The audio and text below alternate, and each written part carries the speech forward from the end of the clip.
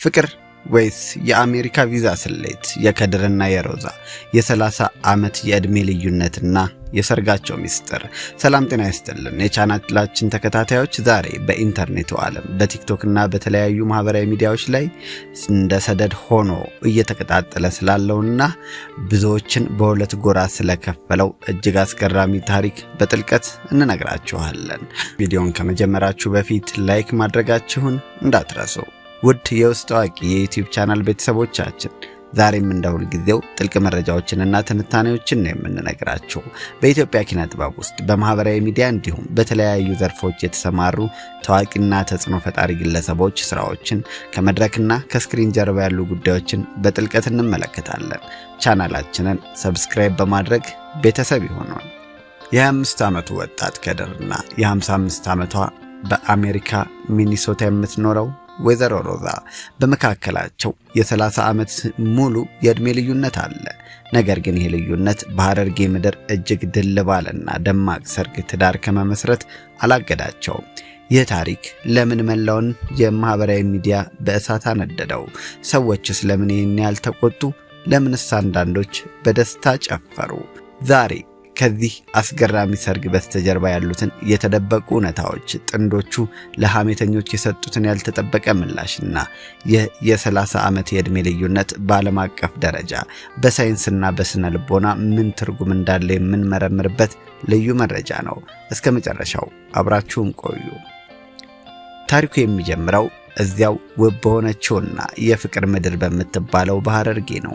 የ25 ዓመቱ ወጣት ከድርና የ55 ዓመቷ ሮዛ ለማህበራዊ ሚዲያ አሉታዊ ወሬዎችና ትችቶች ቅንጣት ታህል ቦታ ሳይሰጡ በቅርቡ እጅግ ደማቅና ድል ያለ የሰርግ ስነ ስርዓት ፈጽመዋል። ይህ ደማቅ ድግስ ወሬ ለሚያናፍሱና በየቀኑ በሐሜት ለሚኖሩ ሰዎች ሁሉ በተግባር እየተሰጠ ትልቅ ምላሽ ነበረ።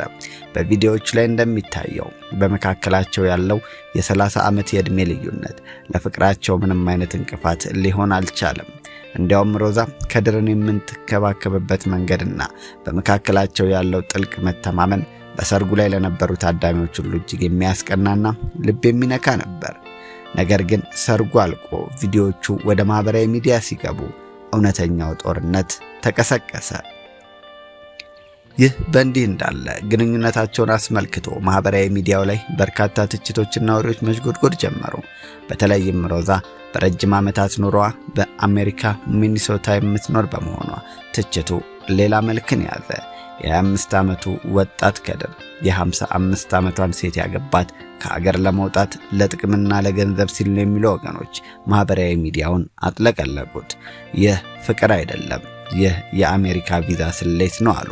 ሰዎች ባልሽ ለገንዘብ ነው ያገባሽ እያሉ በቲክቶክ ላይ በግልጽ ቪዲዮ እየሰሩ ሮዛን ያሟት ጀመረ። ነገር ግን የሮዛ ምላሽ አዎ። በአሁኑ ሰዓት በዚህ ጉዳይ ላይ የሰፊው ሕዝብ አስተያየት በሁለት ትላልቅ ጎራዎች ተከፍሏል። ይህ ክርክር በየቤቱ በየካፌውና በየማህበራዊ ሚዲያ መነጋገሪያ ሆኗል። እስቲ ሁለቱንም ወገኖች በጥልቀት እናያቸው። በአንድ በኩል ያሉ ደጋፊዎች እንዲህ ይላሉ፣ ፍቅር ዕድሜ፣ ደረጃና ቦታ አይመርጥም። ዋናው ነገር በመካከላቸው ያለው መግባባትና መዋደድ ነው። እነዚህ ወገኖች እንደሚሉት በየቦታው በዕድሜ እኩያ ተጋብተው በየቀኑ ከሚቃጠሉና ፍቅርና ሰላም አጥተው ፍቺ ላይ ከሚደርሱ ጥንዶች ይልቅ እንዲህ አንዱ ሌላውን የሚንከባከብበት የሚወድበትና ሰላማዊ ትዳር የሚመሰረትበት ግንኙነት መፈጠሩ ትልቅ መታደል ነው። ሮዛ ከድርን የምትንከባከብበት መንገድ የፍቅር እንጂ የጥቅም ሊሆን አይችልም ባይ ናቸው። በሌላ በኩል ደግሞ አሁንም ድረስ የግንኙነታቸውን እውነተኝነት የሚጠራጠሩ ወገኖች አሉ። ነገር ሁሉ ለጥቅም የተደረገ ስሌት ነው። ወጣቱ ነገ አሜሪካ ገብቶ ኑሮውን ሲያደላድል ይህ ትዳር ይፈርሳል የሚሉ ሰዎች አልጠፉም። ነገር ግን ጥንዶቹ በእነዚህ ወሬዎች አልተሸነፉም። በደስታቸውና በፍቅራቸው ቀጥለዋል። ከድርም የውስጡን ጥልቅ ስሜት ለሮዛ ሲገልጽ እንዲህ ብሏል፣ አሁን የምፈልገው 4 ነገሮች ብቻ ነው። አንቺን ማየት፣ አንቺን ማቀፍ፣ አንቺን መሳምና አንቺን የዘላለም ማድረግ። ይህ የከድር ቃል የብዙዎችን ልብ የነካ ቢሆንም በሳይንሳዊ ዓለም ግን እንዲህ አይነት የ30 ዓመት የዕድሜ ልዩነት ያላቸው ትዳሮች ምን ይገጥማቸዋል? እስቲ ዓለም አቀፍ ተሞክሮዎችን እንመልከት።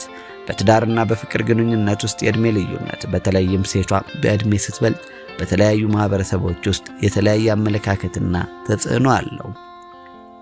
ሴቷ ወንዱን በ30 ዓመት የምትበልጥበት ግንኙነት ደግሞ በአገር ውስጥም ሆነ በዓለም አቀፍ ደረጃ ብዙም የተለመደ ባለመሆኑ ልዩ ትኩረትና ፈተናዎች እንዲሁም የራሱ የሆኑ ዕድሎች አሉት። ከዓለም አቀፍ ተሞክሮዎች አንጻርም ስንመለከተው የመጀመሪያውና ትልቁ ምሳሌያችን የፈረንሳዩ ፕሬዝዳንት ኤማኑኤል ማክሮን እና ባለቤታቸው ብሪጅት ማክሮን ናቸው። ብሪጅት ማክሮንን በ24 ዓመት ገደማ ትበልጠዋለች። ማክሮን ገና 15 ዓመት ታዳጊ ትምህርት ቤት ተማሪ ያለ ነው ከመምህሩ ከብሪጅት ፍቅር የያዘው። ግንኙነታቸው መጀመሪያ ላይ በፈረንሳይና በዓለም አቀፍ ሚዲያዎች ከፍተኛ ትችት፣ ስድብና መነጋገሪያ የነበረ ቢሆንም ባሳዩት የጽናትና የፍቅር ጥንካሬ አሁን ላይ በዓለም መድረክ ተቀባይነት አግኝተው እጅግ ስኬታማ ትዳር እየመሩ ይገኛሉ። ይህ የሚያሳየው ማህበራዊ ተጽዕኖና የሰዎች አሉታዊ አመለካከት ወይም ማህበራዊ መገለል መኖሩ እውነት ቢሆንም ጥንዶቹ ጠንካራ የሥነ ልቦና ዝግጁነት ካላቸው ግን ይህንን ማሸነፍ እንደሚችሉ ነው። ከድርና ሮዛ ዛሬ እየገጠማቸው ያለው ይኸው ማህበራዊ ፈተና ነው። ነገር ግን ምላሻቸው እንደ ማክሮን እየጸና ይመስላል። ከማህበራዊ ሚዲያ ጩኸት ባሻገር በእንዲህ አይነት የ30 ዓመት የዕድሜ ልዩነት ውስጥ በትክክል ምን ይፈጠራል? የሥነ ልቦናና የሕክምና ጥናቶችስ ምን ይላሉ? እውነታውን ስንመረምረው 3 ዋና ዋና የተፈጥሮ ፈተናዎች መኖራቸውን እንረዳለን። የመጀመሪያው ፈተና የህይወት ምዕራፍና የፍላጎት ልዩነት ነው። በ30 ዓመት ልዩነት ውስጥ ሁለቱ ሰዎች የሚገኙበት የህይወት ምዕራፍ ፈጽሞ የተለያየ ነው። ለምሳሌ ወንዱ በ25 ዓመቱ የወጣትነት ጉልበት፣ የመውጣት የመግባት አዳዲስ ጀብዶችን የመሞከርና ማህበራዊ ህይወት የማብዛት ፍላጎት አለው። ሴቷ ደግሞ በ55 ዓመቷ ሰላም፣ እረፍት፣ የተረጋጋ የቤት ውስጥ ህይወት ልትመርጥ ትችላለች። ይህ የፍላጎት ልዩነት በትዕግስትና በውይይት ካልተመራ ግንኙነቱን ሊያሻክረው ይችላል። ሁለተኛው ፈተና የልጆችና የቤተሰብ ምስረታ ጉዳይ ነው። ይህ ጉዳይ በዕድሜ ልዩነት ውስጥ ትልቁን ፈተና ሊያመጣ የሚችል ነጥብ ነው። በባዮሎጂካዊ እውነታ ምክንያትም ሴቷ በ55 ዓመቷ የጋራ ልጅ የመውለድ ዕድሏ በጣም ጠባብ ወይም የማይቻል ሊሆን ይችላል። ወጣቱ ከድር የወደፊት የራሱን ባዮሎጂካል ልጅ የመውለድ ፍላጎት ካለው ይህ ጉዳይ በትዳራቸው ውስጥ ውጥረት ሊፈጥር ይችላል። ዓለም አቀፍ ተሞክሮች እንደሚያሳዩት እንዲህ አይነት ትዳር ውስጥ ያሉ ጥንዶች ወይ ልጅ ላለመውለድ አስቀድሞ ይስማማሉ ወይ እንደ ጉዲፈቻ፣ አዶፕሽን እና በሰው ሰራሽ መንገድ ማጸነስ ያሉ ዘመናዊ አማራጮችን ይጠቀማሉ። ሶስተኛው ፈተና የጤናና የእንክብካቤ ሁኔታ ነው። ዕድሜ እየገፋ ሲሄድ የተፈጥሮ የጤና መለዋወጥ መምጣቱ አይቀሬ ነው። ከ15 ወይ ከ20 ዓመታት በኋላ ከድር የ45 ዓመት ጎልማሳ ሲሆን ሮዛም የ75 ዓመት አሮጊት ትሆናለች። በዚያን ጊዜ የጤና መጓደል ሲገጥማት ከድር ገና በሙሉ ጉልበቱ ላይ ስለሚሆን የህይወት አጋር ከመሆን ባለፈ ተንከባካቢ ወይም ኬር ጊቨር የመሆን ኃላፊነት ሊወድቅበት ይችላል። ይህንን ለማድረግ ደግሞ ከመጀመሪያው ጀምሮ ጥልቅ ፍቅርና የላቀ ቁርኝትን ይጠይቃል። ነገር ግን ፈተናዎች እንዳሉ ሁሉ የዚህ አይነት ግንኙነቶች በጣም ስኬታማና ዘላቂ የሚሆኑባቸው ታላላቅ በጎ ጎኖች አሏቸው። እንደ ስሜት ብስለት ሮዛ በህይወት ተሞክሮ የበለጸገች መሆኗ ትዳሩን በብስለት በትዕግስትና ካላስፈላጊ ጭቅጭቅ የመምራት አቅም ይኖራታል። እንደዚሁም ደግሞ በአብዛኛው በዕድሜ የሚበልጡና አሜሪካ የሚኖሩ ሰዎች በሙያቸውና በኢኮኖሚያቸው የተረጋጉ ስለሚሆኑ ትዳሩ በገንዘብ እጥረት ምክንያት አይፈተንም። ሌላው በመካከላቸው ያለው ትስስር ማህበራዊ ጫናን ተቋቁሞ የመጣ በመሆኑ ንጹህና በምክንያት ላይ የተመሰረተ ጥልቅ ፍቅር የመሆን ዕድሉ ከፍተኛ ነው ይላል። ውድ ተከታታዮቻችን የከድርና የሮዛ ታሪክ እንደሚያሳየው ሁለቱ ግለሰቦች ማህበረሰቡ ከሚለውና ከሚያወራው አሉታዊ አስተያየት ይልቅ ለራሳቸው እውነተኛ ደስታ ቅድሚያ የሚሰጡ ከሆነ በመካከላቸው ግልጽ ውይይትና ጠንካራ መግባባት ካለ ፍቅር ዕድሜን ብቻ ሳይሆን ባህርና ውቅያኖስን ጭምር አሸንፎ ዘላቂ ትዳር መመስረት እንደሚቻል በተግባር እያየን ነው።